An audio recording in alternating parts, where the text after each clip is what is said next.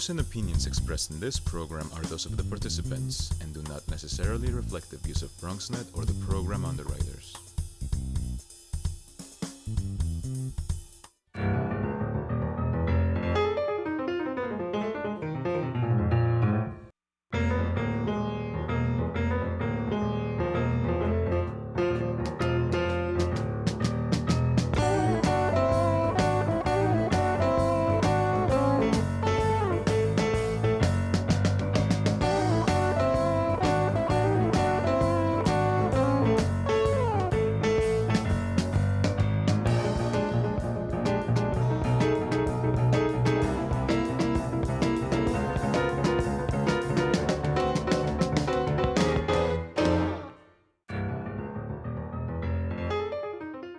Good evening and welcome to BronxTalk.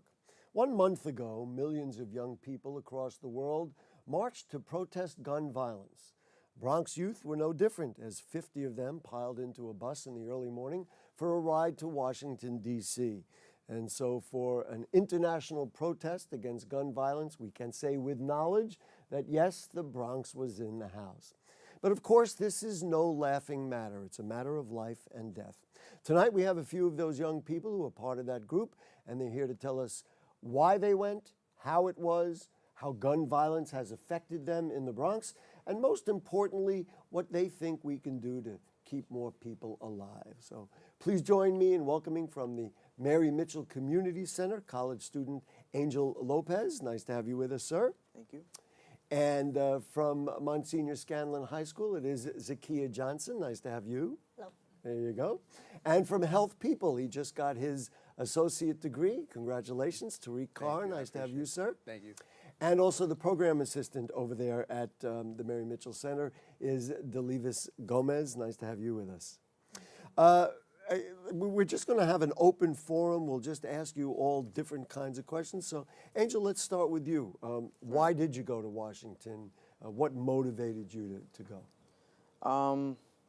A reason for going was mainly because us, In like the not Bronx? even, like us citizens in the Bronx, we live through it. So it's like from when you wake up till the night, like, there's always something about gun violence that's buzzing through people's heads, has people scared. Well, do you think, let me ask you about that. So when you say, okay, Mom, I'm going down to get a loaf of bread in the supermarket or the deli down the block, in the back of your mind, you have it in your head that it is possible that there could be somebody having some arbitrary fight, and you consciously think of that? Yes. How many other people feel that way? Wow. And so, did marching make you feel like you were doing something about it? Give me Oh yeah, an idea about marching was like if we had a voice, from where, and especially since most of us went, and like we basically represented where we came from and like our struggles. Zakiya, see, I told you I was going to mispronounce your name. Zakiya, tell me a little bit about being from the Bronx and seeing people really from all over the country, in some cases all over the world, in Washington, D.C. Did you feel like you had something in common? Did you feel different because you're from the Bronx? What are your thoughts about I that? didn't feel different. It's everybody basically had the same thing that I was dealing with within the Bronx, but just in different states, countries, everywhere. Right. And so I guess that must have felt pretty good, Yeah. that you were there with a lot of people who agreed with you. Yes. Yeah, can relate. You think that? We'll go around and ask people. Tariq, your impressions of being down there in Washington? Well, first off, it was an amazing feeling to see everybody just come together as one to march against something that we feel that shouldn't be tolerated. Not only just the Bronx, but mostly New York as a state. Just being able to march against something that we feel that shouldn't be necessary, it shouldn't be happening. It shouldn't be happening at all, so it was a very good experience. You know what's interesting? I was looking at some of the records, and these are things that we all know, like we know our own names, unfortunately. Columbine, 13 people dead. Virginia Tech, 32 people dead. Sandy Hook, 27 people dead. Orlando, 49 people dead. Las Vegas, 54. San Bernardino, 14. At Stoneman Douglas, 17. So 4 of those 7 are in schools. Kind of a remarkable thing to think about. And that doesn't include all the other shootings that happen, unfortunately, every day in America. And what about for you? Tell me a little bit about why you went and what you were hoping to see when you got there. Well, my main reason I went was support and to be involved in the process of change. I think it was powerful, and I hope people got the message, especially number 45, which is known as the president. Mm-hmm. So hopefully he gets to see how this affected us, and I feel like this shouldn't be the first or the last march. What was the feeling like being with and I know that you left early in the morning to get down to Washington, D.C. on time. What was the feeling like on the bus? What was the feeling like being with some of the other young people? What were they talking about? I guess some were taking a nap on the way down there. But just give me some of the feeling of, take us on the bus with you. I had a lot of anxiety. Anxiety. I had a lot of excitement for the youth. Anxiety over what? If something might happen to us while we're over there. Oh, because when you fear. enter the march, like, you see snipers on top of buildings. Like, that's how serious it was. It's all part of the whole thing. Yeah. Well, there was a video shot, and it was sent to us by Chris at Health People. And I looked at the video, and then we're going to show you the sign. It said, in essence, the Bronx was in the house, and Tariq, you got interviewed. Just tell me what that experience was like. So there was a camera crew out there, and what did you say? I'll talk to you, or did they come up to you? No, the funny thing is, I was just enjoying the atmosphere being in Washington, and my counselors came up to me and say, "Oh, so yeah, you're gonna speak," and I'm just like, "Okay." Okay, I guess. so you did it. So can we will show the video, right? Yeah. Okay, so this was a video that was taken and shot of, not specific, of course, we would always want to be about our Bronx kids, but about the whole thing and the impact of it, et cetera, et cetera. And I measured it about 2 minutes in, you will see Tariq and you'll see the kids from the Bronx. So let's take a look. 6 minutes and about 20 seconds. 17 of our friends were taken from us, 15 were injured, and everyone, absolutely everyone, in the Douglas community was forever altered. Everyone who has been touched by the cold grip of gun violence understands.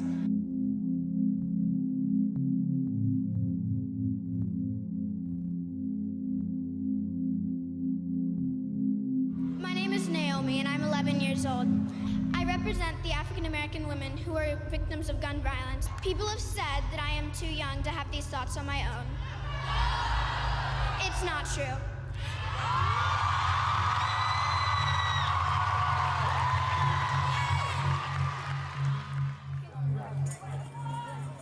Dear Mr. President, I believe that even though the Declaration of Independence says we have a Second Amendment, we also have a First Amendment for life, liberty, and the pursuit of happiness. If we didn't change the Constitution, women wouldn't have rights, and neither would African Americans. That's our constitutional right to make the change. I believe that we deserve our lives. Sincerely, Jordan Harris. I am a teacher. I have about 100 students, so this issue hits home for me. As Commander-in-Chief, your job is to protect your country, and by not enforcing gun reform and mental health background checks, you're letting your people down. Sincerely, Catherine Marshall. I do not think that teachers should be armed with guns. I think that you need to listen to the youth, that gun violence needs to be a thing that is addressed in Congress, and that we need to have bills and laws passed.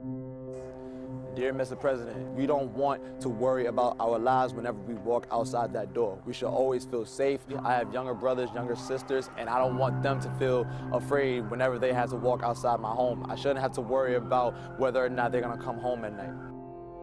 You have the ability to stop gun violence. We have to turn off all the lights, hide in like a corner, so that if a shooter ever came into our school, the kids would have a better chance to hide and survive. Kids shouldn't have to live like that, and that we shouldn't be in a world where lockdown drills are like a normal everyday thing that we practice. I don't feel safe going into school. I don't still feel safe going to the movies. I don't feel safe going to a concert because I'm afraid that someone's gonna pull out a gun. Enough is enough. You sit there and you think that is okay. And that saying prayers and condolences is okay, but it's not okay, and action needs to be taken.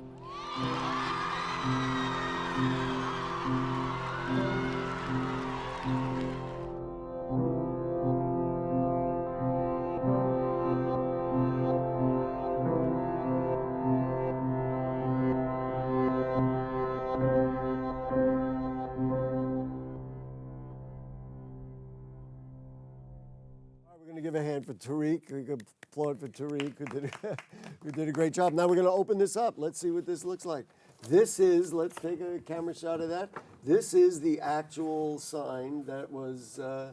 There it is. The Bronx is here. March for Kids' Lives. Yes. So give me that. We'll take it out of everybody's way. DeLavis, tell me a little bit about your personal experience with gun violence.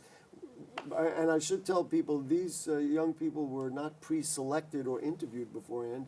These are just, I don't want to say random, but people with concerns in the Bronx. Tell me about your experience. Well, I do have a personal story. I'll say about 2 years ago, I had a close friend of mine get murdered around here, around the Fordham section.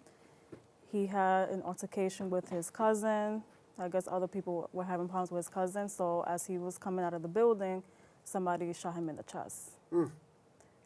Was I sad? How old was he? 24. My goodness gracious. Yes. And what were you going to say? Was it sad? Yes. Was I surprised? I'm sad no. right now. I wasn't surprised. Because it's so prevalent. It's normal to me. Others have a story, right? Tariq, you have a story as well. Tell me. My cousin, before the age of 21, unfortunately, on his doorstep, shot right in the chest as well. The altercation happened. And he had a disagreement with somebody? Yeah. And he got shot in the chest. And others, Zakia? Zakia, I'm sorry. Yes. My father died when I was 2 years old in a staircase in my grandmother's building. Shot him in the back. Do you know something about the circumstance? Not at all. Not at all. Angel? Me, not personally, but in my neighborhood, there are a lot of people that do get shot. And I remember waking up to the police, doing a sweep. They weren't even loud about it. They were just picking up the body, putting it in an ambulance. And like another day in, I hate to say another day in the Bronx, but frankly, another day in America.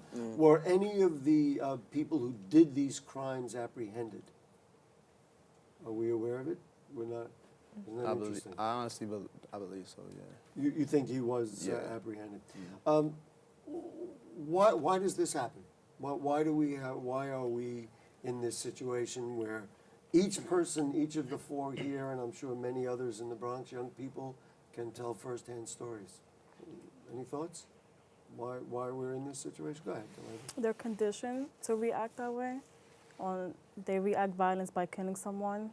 It's easy for them to get guns. So for you, it's number one, the confrontation, that people don't know how to resolve things without violence. Yes. And then number two, of course, it's easy for them to get a gun. To get access. Other thoughts about why we're in this? Angel? I feel like there's not enough police to community relation.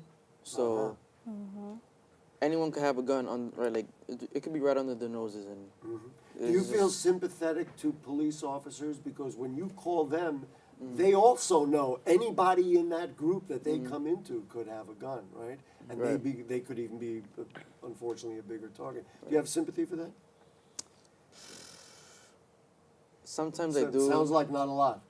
All right. They try, but it's not enough. Not enough. Zakia, any thoughts about why this happens, or what causes these things? Did you like the idea about conflicts, that resolving conflicts? Not sure how to answer it? That's fine. No. What do you think, Tariq? I feel like, in my opinion, people carry a gun because they want to feel protected. And I feel that they think that, okay, if nobody's going to protect me, then I might as well just protect myself. Because there's no point in asking somebody for help if the situation's going to continue happening. So. You know, I wanted to interject a story, a real life story of growing up in the Bronx, as I did for many more years when I was 16 years old. And so you folks are descendants, I think, of who we were. We protested the war in Vietnam.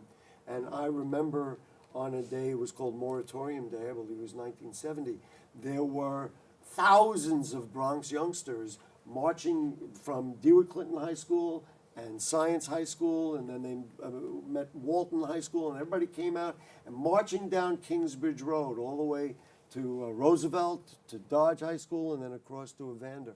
So there is a legacy of this kind of protest in the borough of the Bronx, and I guess we're part of the same energy in some form. What do you hope will be accomplished by this march on March 24th? You want to start with that, DeLavis? Well, hopefully the law changes. What kinds of changes are you looking for? I think there needs to be more evaluation on people that purchase guns, and there's lack of evaluation on mental health, because mental health and the gun violence kind of connect with each other. So I feel like people need to evaluate deeper in that. You know, I just have to add, just this past weekend, I don't know if you saw the story, there was somebody who shot up at a Waffle House in the South, right? In Nashville. And that person who did it had jumped the fence at the White House, had the guns confiscated, and a sheriff and then ultimately his father thought it was okay to give the guns back. I mean, and look what he did. And look what ultimately happened.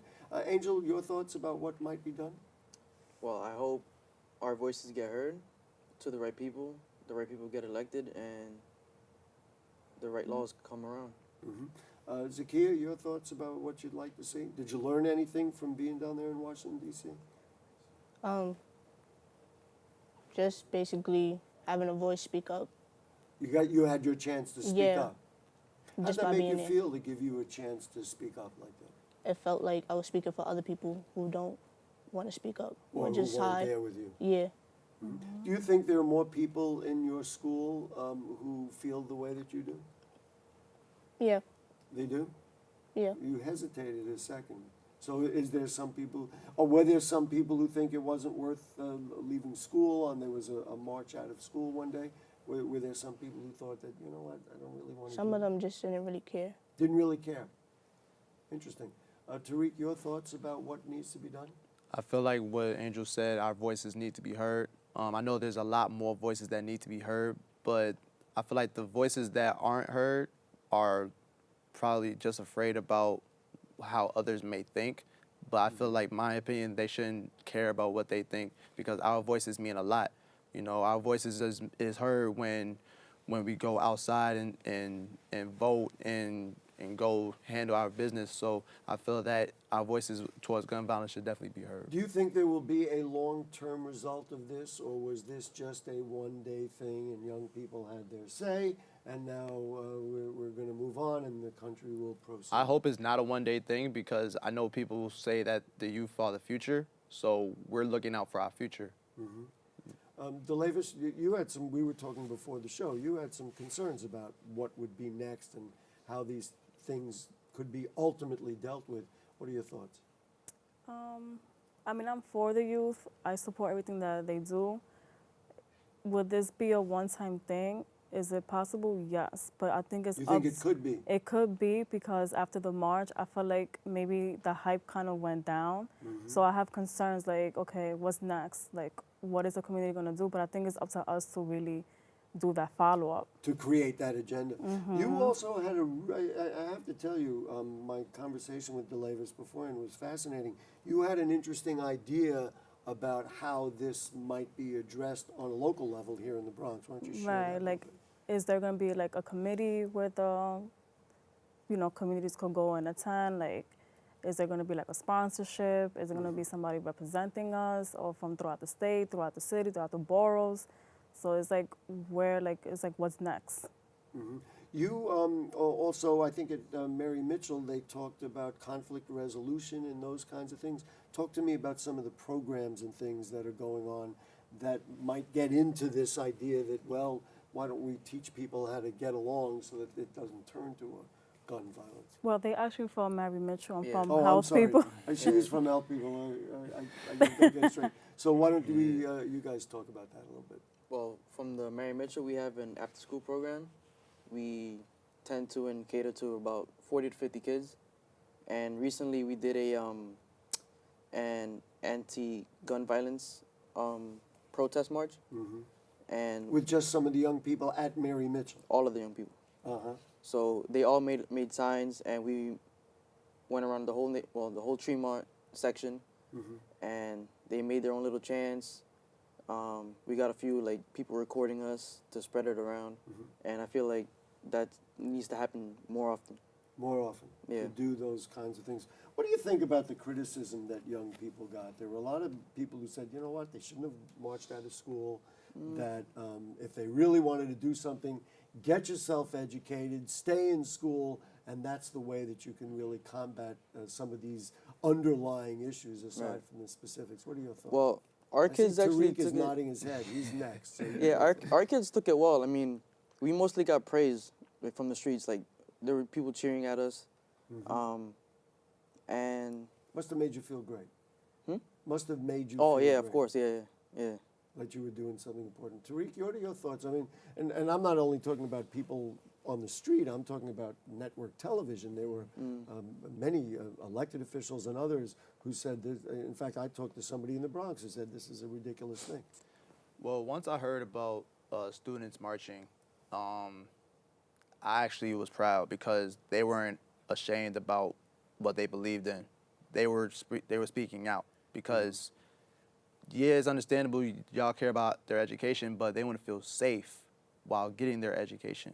You know, I know a lot of schools, they're building metal detectors and stuff like that, but we wouldn't need metal detectors if this situation wasn't occurring. If we didn't stop guns in the first place. In the first place, right. As a kid, could you tell me about your thoughts on metal detectors? Does your school have metal detectors? No, my school don't have metal School detectors. does not. Do you wish it had metal detectors? No, not really. I want my school to be open. Be open, but it does not make you feel less secure. No. No, because you feel safe in, Yeah. in that school building. What are your thoughts on, and then of course the next suggestion was whether teachers should have guns. Delavis, go I ahead. mean, I remember when I was going to high school, we didn't have metal detectors. Neither So did I. I didn't. And even if we did, like, I wouldn't wish that on nobody. Like, school should be a feeling of going to meet your friends, speak to your teachers, having fun, being creative, and not going to school and then you're going over a metal detector. Like, you shouldn't Sends feel... the wrong message. It sends the wrong message, yes. But is it necessary in this day and age to do that to keep people safe? No. And You I'll don't think it explain is? why. Go ahead. If you put more metal detectors, it's going to cause more students to get more guns. They should tackle on having less guns in the streets, not the schools. Your thoughts about, number one, metal detectors, and number two, the suggestion came right out of the White House that maybe teachers ought to be armed to protect you. If you're afraid in the street, why not have somebody there with a gun ready to take care of it? That's kind of like the fighting fire with fire type of approach. And it's weird because, like, who wins at the end of that? It's weird. I disagree with that. They should focus more on eliminating the fire, the first fire. The guns in the first place. But Exactly. Tariq, you had a thought about that? About the idea of teachers being armed?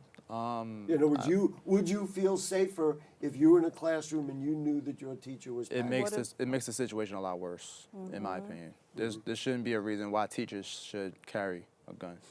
All right, now I'm going to go around and we're going to ask each one of you to give me one answer of what you think needs to be done. I'll give you some suggestions. I guess voting, what kinds of laws you think need to be done, and then ultimately what young people can do. So we'll start with you, Zakia. I say more petitions. Petitions, you think? Yeah. Petitioning who? The youth. Youth, to get them out and Yeah. bring them out. Okay? Tariq? I say more mentoring programs. Mentoring programs. Yeah. You see, this is fascinating because this is not, we're talking mentoring programs and guns, and you think that's a way to stop gun violence because you think it leads to conflict resolution and all those kinds of things. Yeah. Fascinating. I hope people are listening to our kids in the Bronx. Go ahead. Tackle mental health. Mental health. And when you say tackle it, it's so easy to say. What would you do to tackle mental health? They need to approach it more differently. They need to take it more serious. They need to evaluate mental health patients more. When you look at these people, rap sheet, they always relate to mental health. So something is not working, something is not being put correctly. Including that guy who jumped the fence at Exactly, the White House. I mean, and it relates it's to current events, but that's exactly what happened. Angel, what are your thoughts about what you can do, what young people ought to do, what society should do? I feel like influence is strong in like this type of like situation. Influence, like, in other words, the activity like personal, was influential. Personal stories, backgrounds, like listening to other people's pains and struggles, worries, that should be enough to like say, oh, why is this happening here? Like why do these people have to go through this? Real quick, we only have a minute. What was the most moving thing that you saw or heard while you were in Washington? A girl told her story about how some guy robbed a local store, and then he threatened her with a gun right after, saying, if you say anything, I'll kill you. Zakia, anything you heard or saw down there? It was just basically all the little girls speaking out for what they saw or witnessed. Having their say. Yeah. People who don't normally speak very loud. Yes. Like yourself, Yes. for example. Tariq, for you? Definitely all the stories that were said and just all the emotions that was going through there. Fair enough. And DeLavis? DeLavis, I'm sorry. No, it's okay. One of the scenes that I like from the march was the high school student that was in Florida, and she asked for 6 minutes of silence. And I learned, but I learned that silence is power. Fascinating. Listen, you guys are great. You represent the Bronx, you represented me, you represented your generation, which is vitally important, and we certainly appreciate all of you for joining us tonight. And also thanks to our friends at Health People and the Mary Mitchell Community Center, because I believe without our community centers and groups like Health People, we have nothing. But without you, we really have nothing. Thank you so much for joining us tonight. Folks, if you have further questions or comments on anything you heard on tonight's show or anything going on in the Bronx, then email them to us at BronxTalk@BronxNet.org. You can send us a tweet at BronxTalk or post them on our Facebook page, and we'll read them on the air during a future edition of the program. You can check out our archives at BronxNet.org. You'll find Bronx Talk by following the Watch menu on the BronxNet website. Thanks to our producer, who is Helen Greenberg. Our director is William Guzman, the cast of thousands who help us out. And thanks to them, of course. And we'll see you next week. Good night.